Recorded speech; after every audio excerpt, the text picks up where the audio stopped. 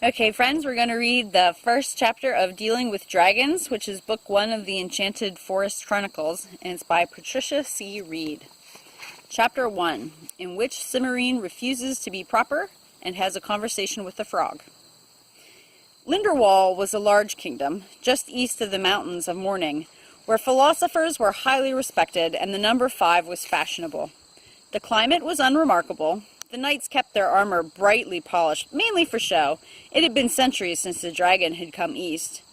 There were the usual periodic problems with royal children and uninvited fairy godmothers, but they were always the sort of thing that could be cleared up by finding the proper prince or princess to marry the unfortunate child a few years later. All in all, Linderwall was a very prosperous and pleasant place. Cimmerine hated it. Cimmerine was the youngest daughter of the king of Linderwall, and her parents found her rather trying. Their first 6 daughters were perfectly normal princesses with long golden hair and sweet dispositions, each more beautiful than the last.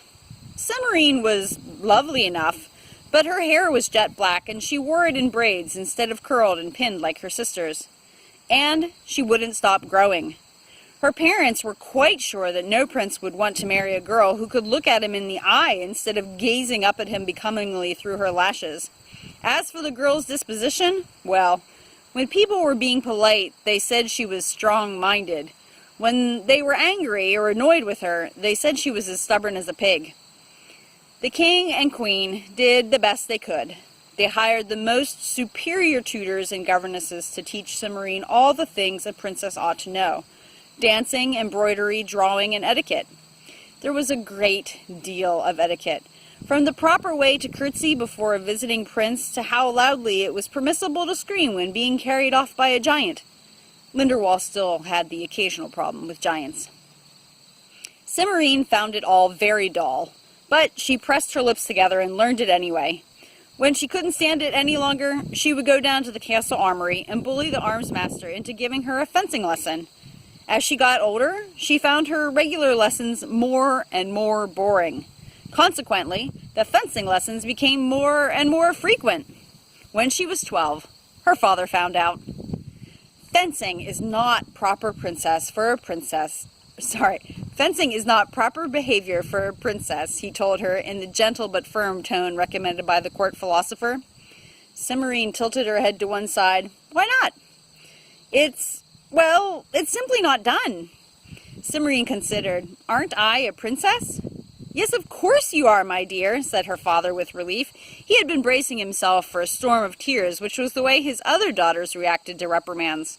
Well, I fence, Cimmerine said, with the air of one delivering an unshakable argument, so it is too done by a princess. That doesn't make it proper, dear, put in her mother gently. Why not?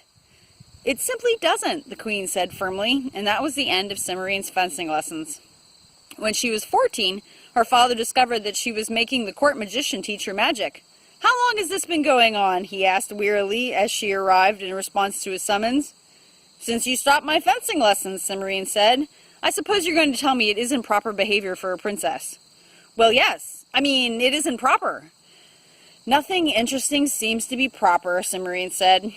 You might find things more interesting if you applied yourself more, dear, Cimmerine's mother said. I doubt it, Cimmerine muttered. But she knew better than to argue when her mother used that tone of voice. And that was the end of the magic lessons. The same thing happened over the Latin lessons from the court philosopher, the cooking lessons from the castle chef, the economics lessons from the court treasurer, and the juggling lessons from the court minstrel. Cimmerine began to grow rather tired of the whole business. When she was 16, Cimmerine summoned her fairy godmother. Cimmerine, my dear, this sort of thing really isn't done, the fairy said, fanning away the scented blue smoke that had accompanied her appearance.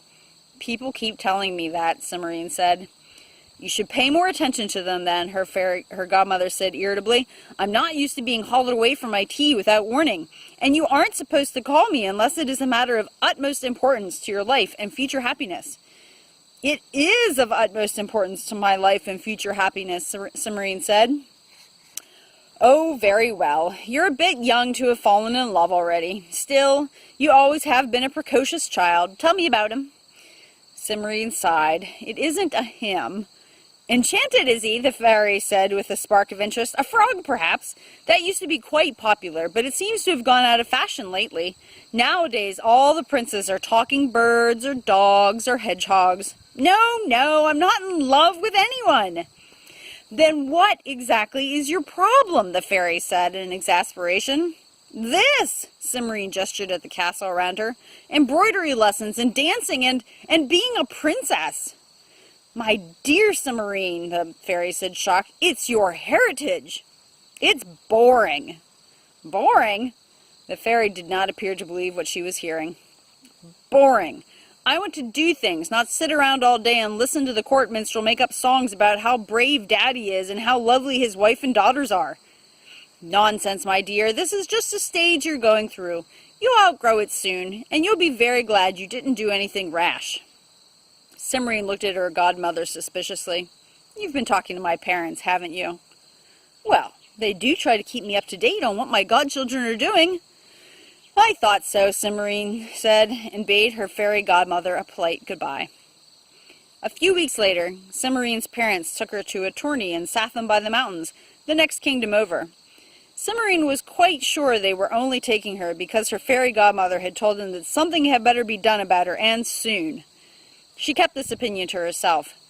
Anything was better than the endless rounds of dancing and embroidery lessons at home.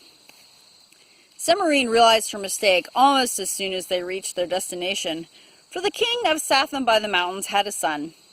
He was golden-haired, blue-eyed, and exceedingly handsome prince, whose duties appeared to consist entirely of dancing attendance on Cimmerian. Isn't he handsome? Cimmerian's ladies-in-waiting sighed. Yes, Cimmerian said with that enthusiasm. Unfortunately, he isn't anything else. Whatever do you mean? The lady-in-waiting said in astonishment. He has no sense of humor. He isn't intelligent. He can't talk about anything except tourneys, and half of what he does say he gets wrong. I'm glad we're only staying 3 weeks. I don't think I could stand to be polite to him for much longer than that.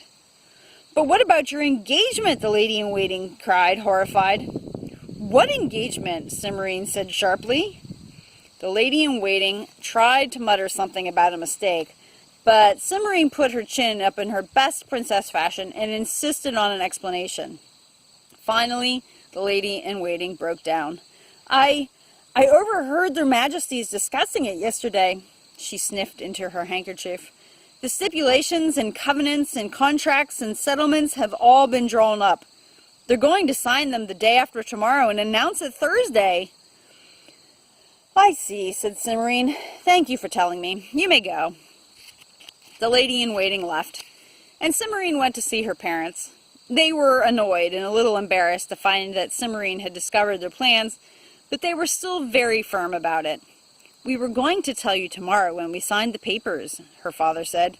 We knew you'd be pleased, dear, her mother said, nodding. He's such a good-looking boy. But I don't want to marry Prince Thorindil, Cimmerian said. Well, it's not exactly a brilliant match, Cimmerian's father said, frowning. But I didn't think you'd care how big his kingdom is. It's the prince I don't care for, Cimmerian said. That's a great pity, dear, but it can't be helped, Cimmerian's mother said placidly. I'm afraid it isn't likely that you'll get another offer. Then I won't get married at all.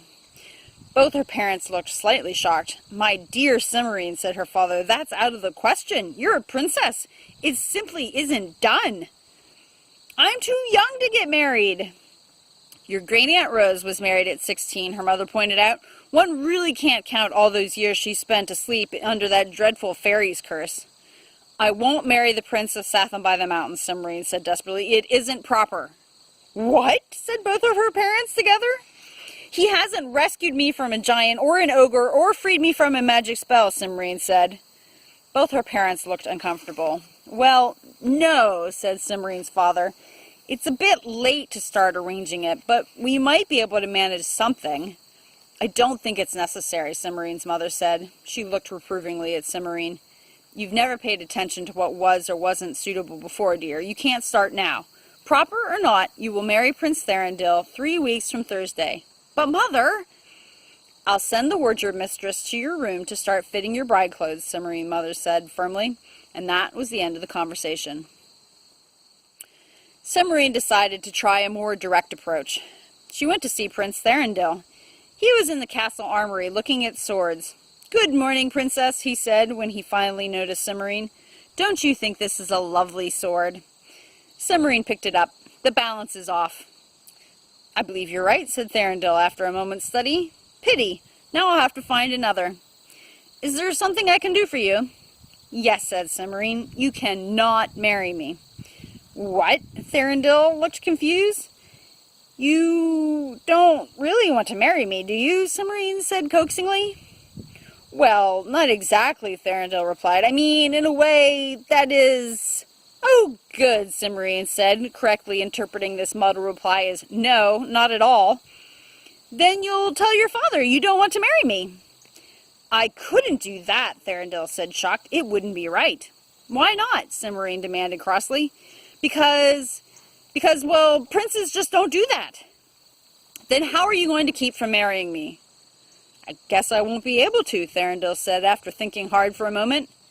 "How do you like that sword over there, the one with the silver hilt?" Cimmerian left in disgust and went out to the castle garden. She was very discouraged. It looked as if she were going to marry the Prince of Satham by the Mountains, whether she wanted to or not. "I'd rather be eaten by a dragon," she muttered. "That can be arranged," said a voice from beside her left slipper. Cimmerian looked down and saw a small green frog looking up at her. "I beg your pardon, did you speak?" she asked. "You don't see anyone else around here, do you?" said the frog. "Oh," said Cimmerian. She had never met a talking frog before. "Are you an enchanted prince?" she asked a little doubtfully. "No, but I've met a couple of them, and after a while you pick up a few things," said the frog. "Now, why is it that you want to be eaten by a dragon?" "My parents want me to marry Prince Thorindel," Cimmerian explained. "And you don't want to?" "Sensible of you," said the frog. "I don't like Thorindel. He used to skip rocks across the top of my pond. They always sank into my living room." "I'm sorry," Cimmerian said politely. "Well," said the frog, "what are you going to do about it?" "Marrying Thorindel? I don't know. I've tried talking to my parents, but they won't listen, and neither will Thorindel." "I didn't ask what you'd said about it," the frog snapped. "I asked what you were going to do. 9 times out of 10, talking is a way of avoiding doing things." "What kinds of things would you suggest?" Cimmerian said, stung. "You could challenge the prince to a duel," the frog suggested. "He'd win," Cimmerian said. "It's been 4 years since I've been allowed to do any fencing." "You could turn him into a toad." "I never got past invisibility in my magic lessons," Cimmerian said. "Transformations are advanced study." The frog looked at her disapprovingly. "Can't you do anything?" "I can curtsy," Cimmerian said disgustedly. "I know 17 different country dances, 9 ways to agree with an ambassador from Cathay without actually promising him anything, and 143 embroidery stitches, and I can make Cherry's Jubilee." "Cherry's Jubilee?" asked the frog, and snapped at a passing fly. "The castle chef taught me, before father made him stop," Cimmerian explained. The frog munched briefly, then swallowed and said, "I suppose there's no help for it. You'll have to run away." "Run away?" Cimmerian said. "I don't like that idea. Too many things could go wrong." "You don't like the idea of marrying Prince Thorindel either," the frog pointed out. "Maybe I can think of some other way to get out of being married," the frog snorted. "Such as?" Cimmerian didn't answer, and after a moment the frog said, "I thought so. Do you want my advice or not?" "Yes, please," said Cimmerian. After all, she didn't have to follow it. "Go to the main road outside the city and follow it away from the mountains," said the frog. "After a while, you will come to a small pavilion made of gold, surrounded by trees made of silver with emerald leaves. Go straight past it without stopping, and don't answer if anyone calls out to you from the pavilion. Keep on until you reach a hovel. Walk straight up to the door and knock 3 times, then snap your fingers and go inside. You'll find some people there who can help you out of your difficulties if you're polite about asking and they're in the right mood. And that's all." The frog turned abruptly and dove into the pool. "Thank you very much," Cimmerian called after it, thinking the frog's advice sounded very odd indeed. She rose and went back into the castle. She spent the rest of the day being fitted and fussed over by her ladies-in-waiting until she was ready to scream. By the end of the formal banquet, at which she had to sit next to Prince Thorindel and listen to endless stories of his prowess in battle, Cimmerian was more than ready to take the frog's advice. Late that night, when most of the castle was asleep, Cimmerine bundled up 5 clean handkerchiefs and her best crown. Then she dug out the notes she had taken during her magic lessons and carefully cast a spell of invisibility. It seemed to work, but she was still very watchful as she sneaked out of the castle. After all, it had been a long time since she practiced. By morning, Cimmerine was well outside the city and visible again, walking down the main road that led away from the mountains. It was hot and dusty, and she began to wish she had brought a bottle of water instead of the handkerchiefs. Just before noon, she spied a small grove of trees next to the road ahead of her. It looked like a cool, pleasant place to rest for a few minutes, and she hurried forward.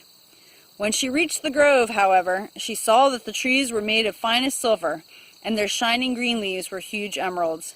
In the center of the grove stood a charming pavilion made of gold and hung with gold curtains.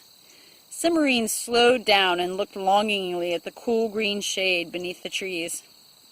Just then, a woman's voice called out from the pavilion, "My dear, you look tired and thirsty. Come and sit with me and share my luncheon." The voice was so kind and coaxing that Cimmerine took 2 steps toward the edge of the road before she remembered the frog's advice. "Oh no," she thought to herself, "I'm not going to be caught this easily." She turned without saying anything and hurried on down the road. A little farther on, she came to a tiny, wretched-looking hovel made of cracked and weathered gray boards.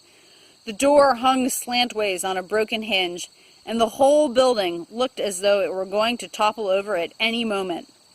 Cimmerine stopped and stared doubtfully at it, but she had followed the frog's advice this far, and she thought it would be silly to stop now.